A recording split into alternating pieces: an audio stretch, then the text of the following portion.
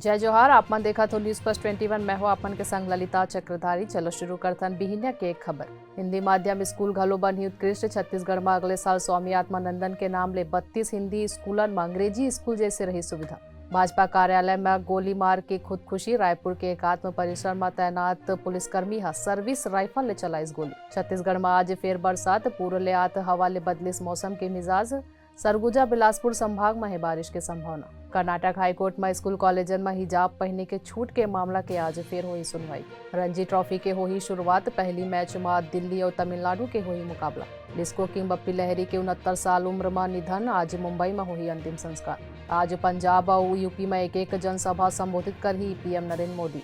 पंजाब में प्रियंका गांधी के जनसभा दोपहर 12 बजे पठानकोट में कर ही रैली। यूपी के कुशीनगर में कुआ में गिरी से लड़की और महिला मन 11 के हुई मौत।